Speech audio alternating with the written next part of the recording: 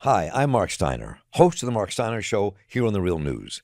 If you're watching or listening to this now, we know you appreciate the stories we bring to you.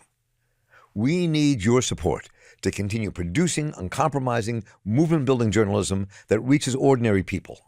We don't accept advertising, sponsorships, or use paywalls.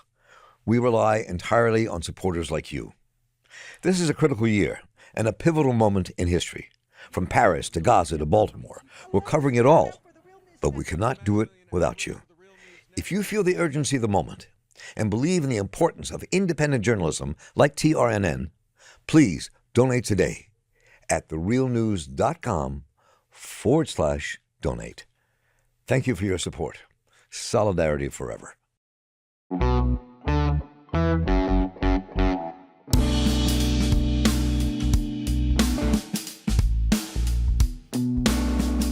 Welcome to the Marc Steiner Show here on The Real News. I'm Marc Steiner. It's great to have you all with us. Now, as we approach this election in a deeply divided nation, our nation's future is at stake. I think about another Democratic convention that took place when I was much younger, in a year that saw so much upheaval and revolutionary activity. It took place in the same city, Chicago, where the Democrats will be gathering again. The year was 1968, the year when the war in Vietnam was raging, when Martin Luther King and Robert Kennedy were assassinated, when in the wake of King's murder, rebellions broke out across the United States in black communities in over 100 cities. Thousands of us camped out in Washington, D.C. in Resurrection City as part of the Poor People's Campaign. And the national mobilization to end the war in Vietnam, as thousands were dying in Vietnam, and tens of thousands of Vietnamese were being killed. They organized protests outside the Democratic Convention. Thousands came there, and what happened was a police riot ensued. My guest today was there in '68. He was the leader of SDS. His name is Bill Ayers, and I've known him for a long time. He's a distinguished professor, or was, retired now, distinguished professor of education and senior university scholar at the University of Illinois, Chicago. Written extensively about social justice, democracy, education, teaching. He was a teacher for years and a leader of the Students for Democratic Society and the Weather Underground, which took on the U.S. government during the war, and has written numerous books. Let me give you a couple of them. A Kind and Just Parent, Teaching Toward Freedom, Fugitive Days, Public Enemy, On the Side of the Child, To Teach the Journey in Comics. And Bill, good to see you, brother. Good to have you here. Great to see you. Great to see you, Mark. And it's always a pleasure to be in conversation. Let's go back to that moment. It was really very different than what we're facing today. In some ways, we'll get to later, it's kind of the seeds of what happened, is what we're facing today. But take us back to that moment. And you're being one of the organizers of the massive protests outside the convention. What led to that? Well, what led to it was years of opposition to the war. And as you know, the American war in Vietnam began in 1965. My first arrest opposing the war was inside a draft board in Ann Arbor. There were 39 of us arrested, which was a huge civil disobedience at the time. We were copying tactics and strategy from the civil rights movement, but we were determined to bring a screaming response to the American invasion and occupation of Vietnam. So I was arrested in 1965 when something like 20% of Americans supported the war. 3 years later, 1968, close to 55% opposed the war. And the Democratic Party was in crisis, and democracy is in crisis, because the war had defined the war, along with the Black Freedom Movement, the uprisings, had defined the moral territory of the country. And so there'd been demonstration. I've been arrested dozens of times in those 3 years. There had been mobilizations on campuses, mobilizations in D.C., all over the country, and yet the war ground on. Two other things happened. I think three things happened really in those 3 years that I think are worth noting. One is that people like me became full-time activists and organizers. Mm-hmm. I'd never been an organizer before, but I began not only demonstrating, acting, fighting the police in the streets, but also knocking on doors, which proved to be a very difficult undertaking. I got used to being, beat up, but it's hard to it's hard to talk to strangers, and yet it's the essence of democracy. So I spent an entire summer in Detroit, going door to door to door, 7 days a week, trying to convince people that the war was immoral, illegal, unnecessary, wrong-headed, and so on. That was important, but it wasn't as important as the Black freedom struggle coming out against the war in those 3 years. So Muhammad Ali, you remember, said, I won't fight in the white man's army. No Vietnamese ever called me the N-word. and he refused service, and that shook the country up. The Student Nonviolent Coordinating Committee issued a statement saying no black man should go 10,000 miles away to fight for a so-called freedom he doesn't enjoy in Mississippi. That shook the country up. But most important, perhaps, was Martin Luther King's famous Beyond Vietnam speech, which he gave at Riverside Church, April 4th, 1967, exactly a year before his assassination. Right. And King said, "We are on the wrong side of world history. We are the most violent nation on earth. We must get on the right side of history and morality." And he said, people who criticize me and say, stay in your lane, don't understand me and don't understand what my lane is. My lane is humanity. My lane is justice. My lane is peace. And he took a courageous stand and alienated a lot of his liberal followers. That was hugely important. But the third thing I would point to in those 3 years was young men coming home from Vietnam and telling the truth about what they were asked to do there, what they saw there, what they suffered there. And they threw their medals, they organized their own groups, they added energy to the anti-war movement, and they threw their medals at the Congress that had sent them there. And the country was shaken. So here you are in the spring of 68. Gene McCarthy, a senator from Wisconsin, announces that he's going to challenge a sitting president for the nomination. Wow. And he was going to challenge him on the Vietnam War. That was incredible. In late March 1968, last day of March 1968, Lyndon Johnson, the president, goes on television and says, "I will not run for re-election. I will work to try to end the war." We were ecstatic, those of us who had been working against the war all over the country, but I was in Ann Arbor. We swarmed out of the dormitories, out of our apartments. We swirled around the city, and we ended up on the lawn of the president of the University of Michigan. He had a bullhorn because he was the president, and I had a bullhorn because I was the president of SDS. And we had dueling bullhorns. I said something idiotic that night. I don't remember. But what he said that night was, he said, "Congratulations to you young people. You've won a great victory. Now you should be satisfied and you should go home and count yourselves lucky, and the nation thanks you." I thought he was right. I thought we had won. 1 million people were needlessly dead, but it was over. 4 days later, King was murdered. 2 months later, Kennedy was murdered. And a few months after that, Kissinger emerged with a plan to expand the war all over Indochina. And this is what we were facing, Mark. All this energy, where was it going to go? We were standing up against genocide. Where should we take that energy? And every week that the war went on, 6,000 people were murdered every week. So it wasn't like we saw the end in sight. All we could see was an endless carnage in our name.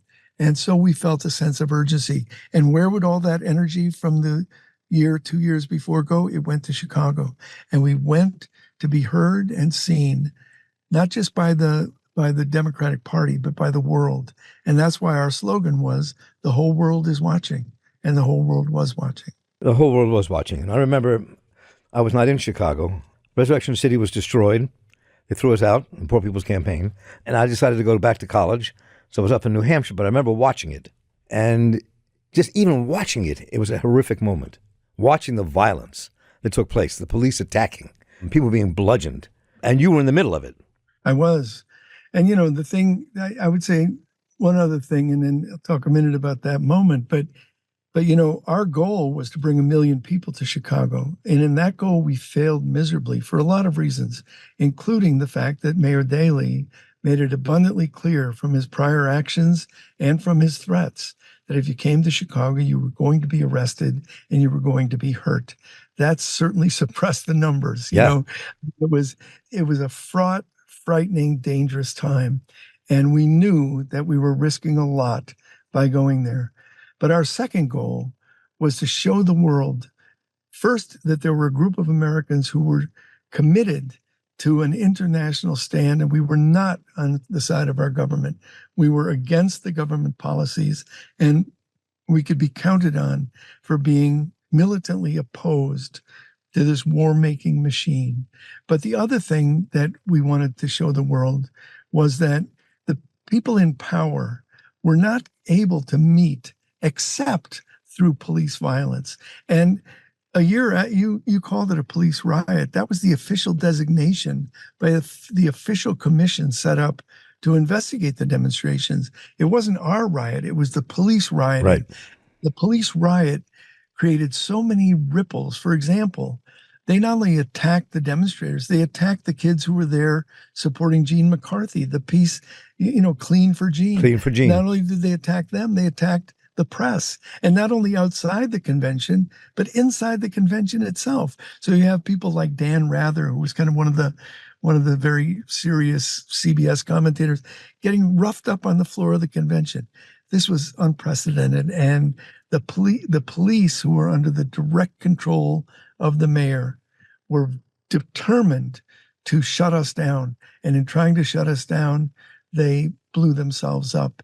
And I think there's a cautionary tale there, which is, I felt at the time, the wise thing to do would have been to say, this is democracy at work. Let's let the demonstrators have the area outside the convention. They can shout all they want. And we can be in dialogue. They should have let the demonstrators camp at Soldier Field instead of harassing them and chasing them out of Lincoln Park. And I feel the same way today. In fact, I'm not the least bit nostalgic for a ship that already left the shore, but I did have a deja vu moment, which is when the police were called out this spring and attacked every Gaza encampment, every encampment for peace at campus after campus, starting with the horrendous actions at Columbia University. All I could think of was opportunity lost. A wise administration would have said, this is what the university's for, debating important issues. Let's do it. And then they could have said, let's open it up instead of shut it down. The same thing is true today around Chicago. All that energy is coming to Chicago. What they ought to do is say, not only do we want the conversation, but we're going to allow a speaker on the platform from the uncommitted group in Michigan. 30 delegates inside the convention are going to be people who were elected from the uncommitted bloc. What a great idea. Let them speak. Have the discussion. Don't be so afraid of the people. One of the things I was thinking about in terms of the convention in '68 and what happened in that period, and Nixon winning that election, it launched the building of a reactionary movement in the wake of the anti-war movement, all the other work people were doing, organizing in poor communities. And to me, it was kind of the beginning of a political tsunami from the right to really begin attack. I mean, and then many of us, you included, went underground to fight and to make a statement. And it just seems to me, but that was kind of the root of the beginning of what we're facing now with Trump and the power of the right. Yes and no. I mean, I think there's some differences, and I also think. But let me just say, I'm not blaming that. I'm just saying, yeah. Well, let me give you my analysis of what happened. Hubert Humphrey, the liberal happy warrior from Minnesota, very reminiscent of Tim Walz, right? I mean, he was a ultra liberal from Minnesota, and yet he had tied himself tightly to the Vietnam War. When he tried to pivot away from it, it was too late. Right. So my view is Humphrey lost the election. The left didn't lose the election for him. Oh, right. Every time the right wing surges, the talking heads, the pundits, the establishment commentators all say, well, the left did it. So it was the Green Party that got Bush elected in Florida. No, it was Gore's failure, not somebody else's victory. This is true today. If I were giving the Democrats advice, and I'm not, and they're not asking for it, but if I were, I would say, go with your strengths. Don't try to be a little bit like Trump. In terms of when did the right-wing reaction begin, I'm not sure I would date it from when you date it. I could date it to McCarthyism. I could date it to the success of trade unions. Certainly we could date it to the civil rights movement, or reaction to the civil rights movement, mass incarceration in many ways was a reaction to the civil rights movement. So we always do have this push and pull. But what I'm reluctant to get involved in is saying, here we have an election coming up. Would all the queer people please be quiet?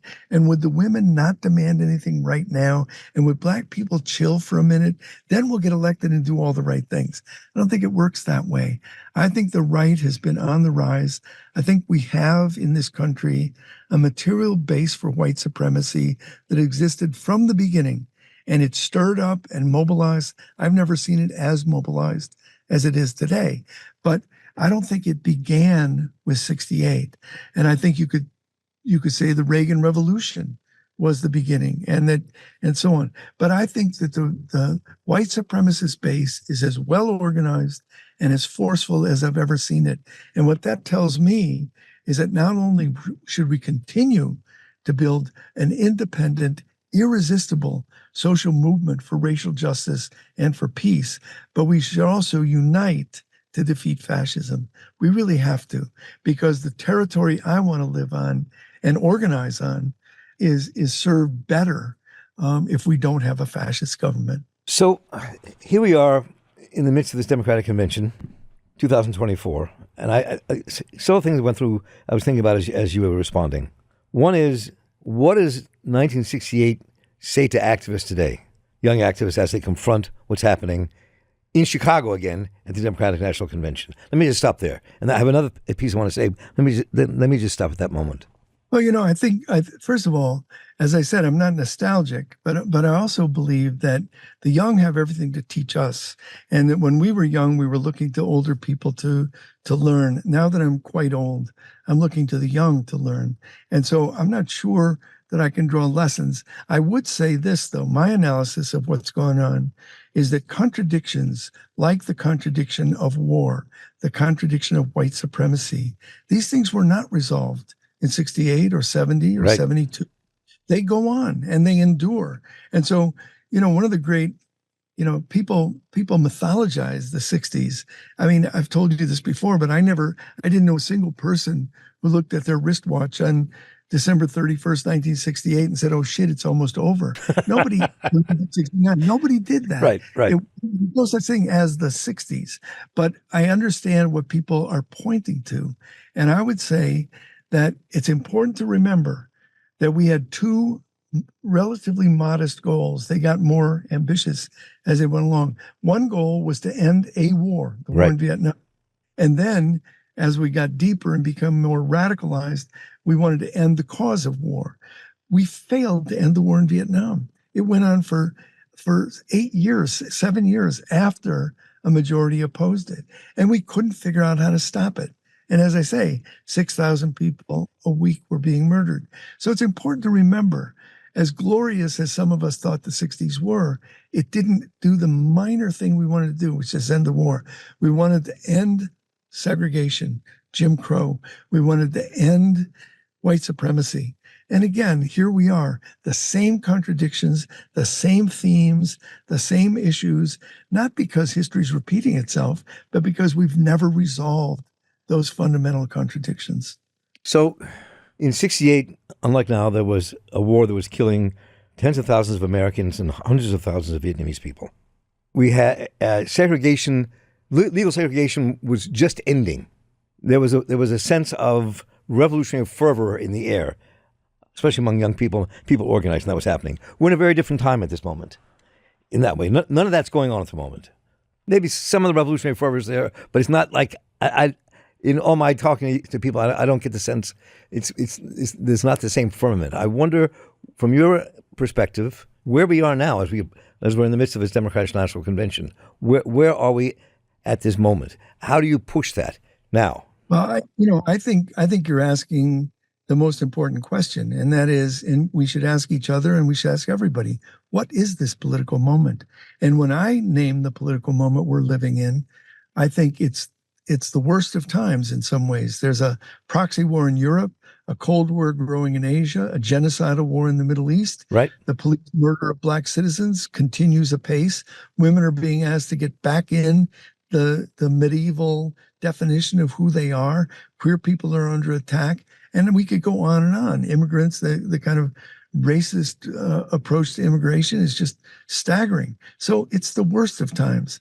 And then I can turn my head the other way and say, it's the best of times. That is, I've never seen a larger outpouring against racial apartheid than I saw in just 3 years ago. And you saw it too. It was extraordinary. What a wonderful outpouring. And yes, we haven't stopped police killings, and we haven't abolished the police or the prisons, but we have really gained huge consciousness and understanding. Women are not going back into the closet. They are not going back to the the Middle Ages. Queer people are not disappearing. And most importantly, perhaps, the environmental activism, while the planet is under tremendous stress and destruction, the environmental movement is growing. It's growing in sophistication, in militancy. So I say it's the best of times. So I think Charles Dickens would understand this political moment perfectly. The best of times is the worst of times. And I think that is the universal condition of humanity, contradiction. The question is, how do we dive into and live within that contradiction? The Democratic Convention is just one site where that contradiction will be fully available and fully illuminated. So as someone who was there in 68, outside the convention, arrested twice, spent your life since coming back from the underground, above ground, as a teacher, and you're sitting in a room now with a lot of young activists, young revolutionaries, young radicals. And very honored to be there. And yeah, absolutely. No, absolutely. Absolutely. Always. So I'm just curious when people do ask questions about what happened in 68 and now what we're looking at in 24. And what's the connection? What are the differences? What do you say to people as they approach fighting what they see at this moment? Well, I as I say, I don't have a lot of advice for people. I really have learned a ton from the Black Lives Matter people in the last 10 years in Chicago. I've learned a ton from the incarcerated people I work with. I teach at Stateville Prison. Oh, you're still doing that?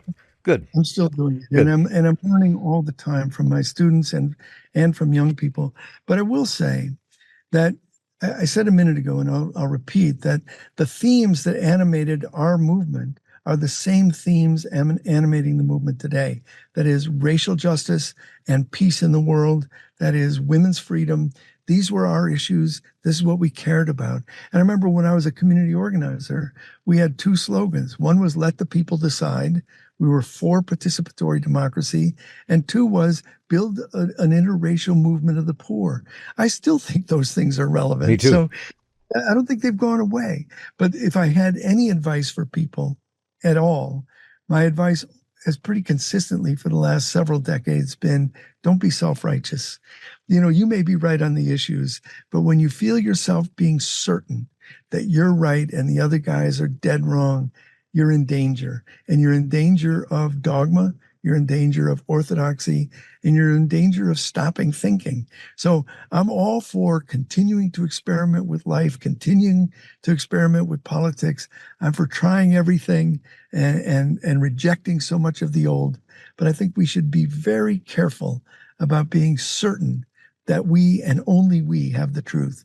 We have to talk to people. We have to be in dialogue. We have to speak with the possibility of being heard. We have to listen with the possibility of being changed. I mean, this is fundamental pedagogy, and it's where I live. It's also fundamental organizing. That's right. And to me, teachers and organizers have pretty much the same job. I mean, when you go into a classroom or you knock on a door, you assume an intelligence there, and it's your job to uncover it, to mobilize it, to unlock it. Your job isn't to, spread wisdom on all over the tops of people's heads. No, your job is to listen. Your job is to mobilize. Your job is to learn.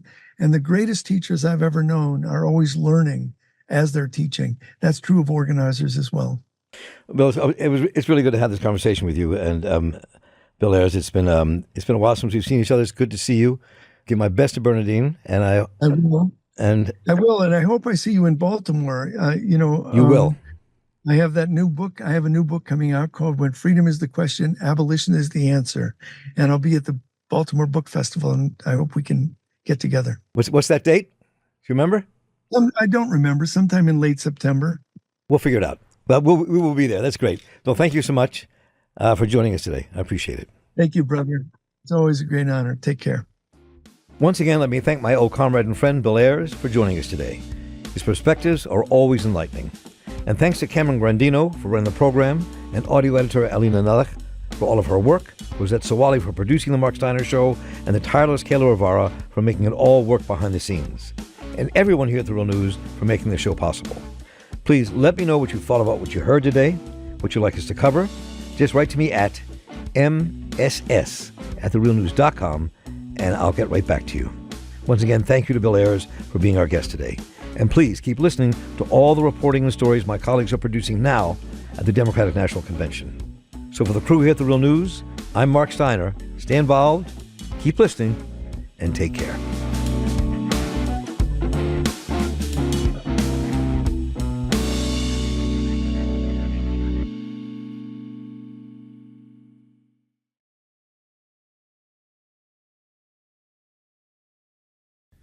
Thank you so much for watching The Real News Network, where we lift up the voices, stories, and struggles that you care about most.